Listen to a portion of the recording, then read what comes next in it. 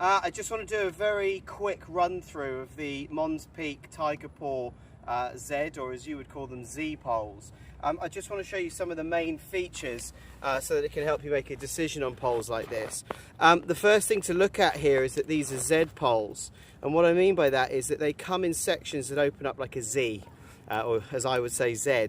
I'm not a fan of the telescopic ones so much as they have a tendency to get jammed with dirt and not work as well. The second thing to look at here when you open these poles up is you simply pull them down and then pull tight down here, and it locks off on this little bit, and you've then got a solid pole straight away.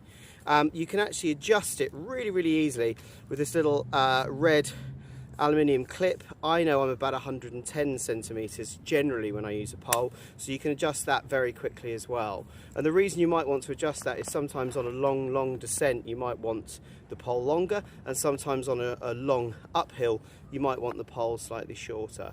At the other end of the pole, what's interesting is you can pull the tip off pretty easily, so you can get rid of the rubber tip and go for the carbide tip if the conditions change. I actually prefer the carbide tip to the rubber most of the time.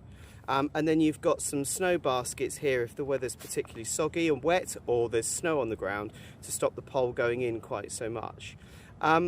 One of the reasons I'm particularly a fan of the Z-type pole is as a fast packer or runner slash as a runner and fast packer, what I like is the ability for the pole to be able to actually pack up and then place it on my chest here when it's packed up in the Z configuration. So the reason I like that is it means that I can get the pole out easily and put the pole away easily, instead of have to take my pack off, get the pole and that kind of thing. From a weight point of view, I'm used to using carbon fibre poles, and this one's actually made of aluminium, or as Americans would say, aluminum.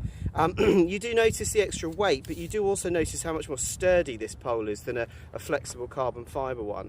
And in fact, a pair only weighs about 16, just under 17 ounces. So there's not a massive weight difference, but what you gain is a pole that's much stronger. So at the top, just as a final couple of features, you've got a really nice cork grip here. You'd have your grip like that when you're kind of ascending, whereas I tend to have my grip on top of a pole like this when I'm walking along or descending, so I've got a nice free swing. Personally, my opinion is to cut the straps off of things like this. I think they're in the way, and I think there's a danger if you put your hand through them and you're walking along. If you fall, there's a risk that you're actually going to break your wrist because you can't get your hand away from the pole quickly. But all in all, that's it. That's the Tiger Paw Z. I'm pretty impressed with it actually. It's a really rugged pole, so it's the sort of person that's going to be out on a trail for a number of days rather than, say, somebody that's out for a few hours. But